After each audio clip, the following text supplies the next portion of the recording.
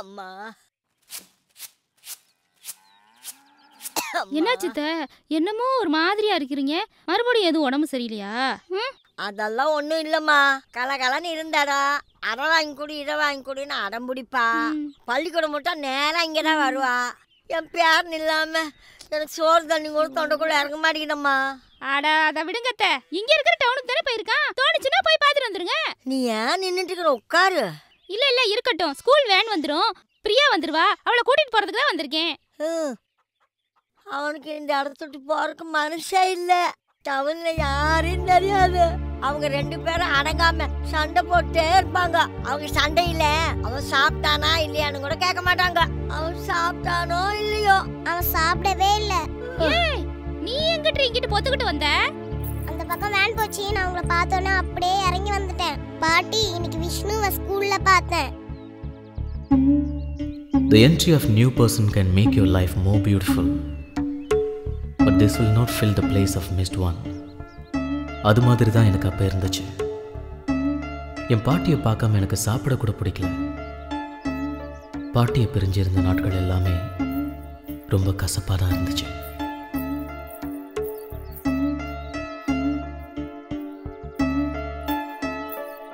விஷ்ணு, டே விஷ்ணு,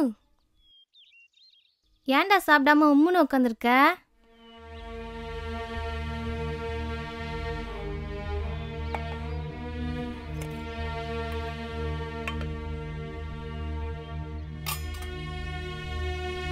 டேய் சாப்பிட்றா.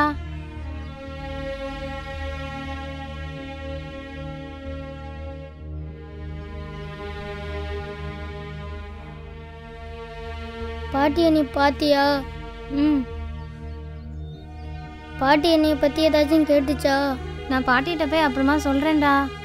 பாட்டியை பிரிஞ்சது வரைக்கும் நான் இருந்ததே இல்லை தெரியுமா? எனக்கு இந்த டவுன்ல இருக்கவே பிடிக்கல. என் பாட்டியை நான் பார்க்கணும். அப்ப அவன் உன்னை பத்தியே கேட்டுட்டு இருந்தான். அவனுக்கு ஒரு வாய் சோறு ஊட்டினாத்தான் எனக்கு சாப்பிட்றக்கே மனசு வரும். 10 வருஷம் கூடவே இருந்தானல்ல. அவன் திடீர்னு இல்லைன்னு உடனே எனக்கு ஒண்ணுமே புரியல.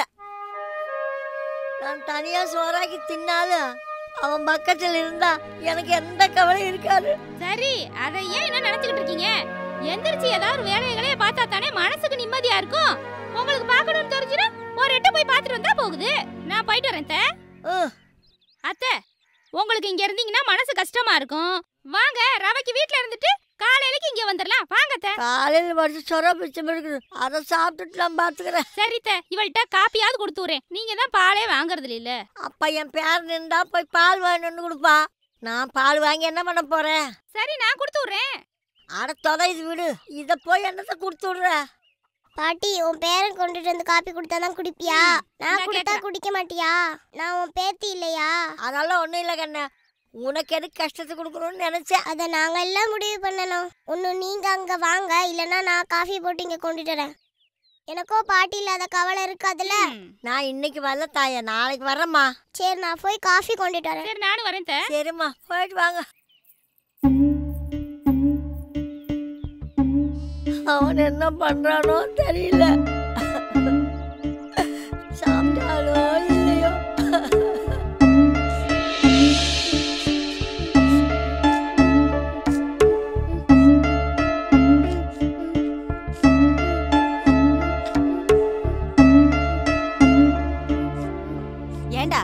ஏன்டா அப்படி காலையில எழுந்ததுல இருந்து பாட்டியை பார்க்கணும் அழுதுகிட்டே இருக்க? ஊர்ல இருந்து வந்து எத்தனை நாள் ஆச்சு? 5 நாள் தானே ஆச்சு.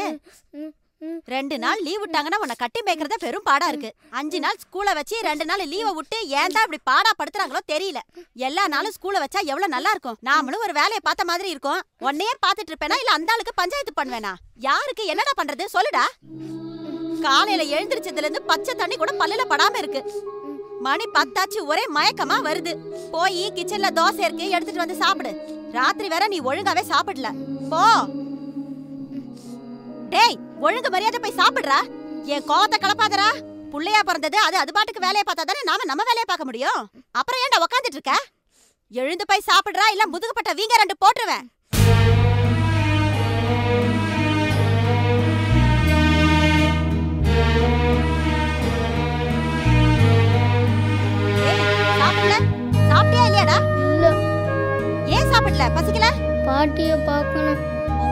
தன்னானே உங்க அப்பன் தன்னானே. என்னடா சொல்லத்தை திருப்பி திருப்பி சொல்லிட்டு இருக்க?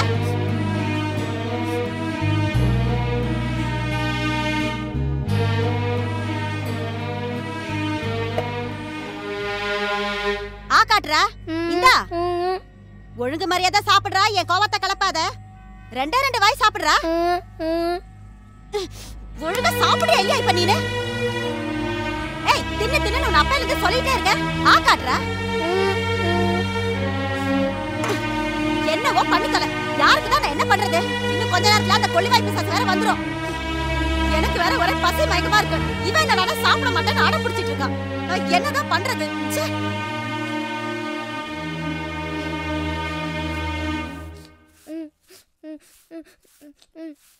ஏண்டி புள்ள அழுகுறான்? என்ன வேணுமா? உன் புள்ள சாப்பிட மாட்டேங்கிறான். என்னது? உனக்கு புள்ள இல்லையா? நான் என்னமோ 10 மாசம் சுமந்து பெத்த மாதிரி ஏன் புள்ளங்கிற? வாய் கிழியே நல்லா பேசுங்க. ஏன்டா சாப்பிட மாட்டேங்கிற? என்னடா வேணும் உனக்கு? பாட்டிய பார்க்கணும். என்னது? பாட்டிய பார்க்கணுமா? கொன்னு புடுவோம் கொன்னு. பாட்டிய பார்க்கணுமா? பாட்டிய? ஏய் போடி, போய் சாப்பாடு எடுத்துட்டு வா. சாப்பிட்றானா இல்லையான்னு நான் பாக்குறேன்.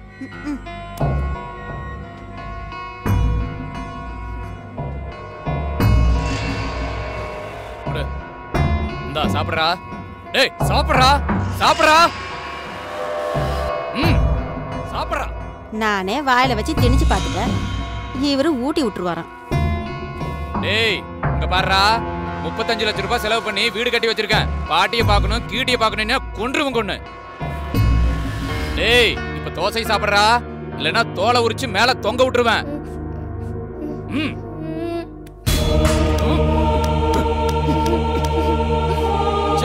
புள்ளைய பாரு, புள்ளைய கருமத்தை.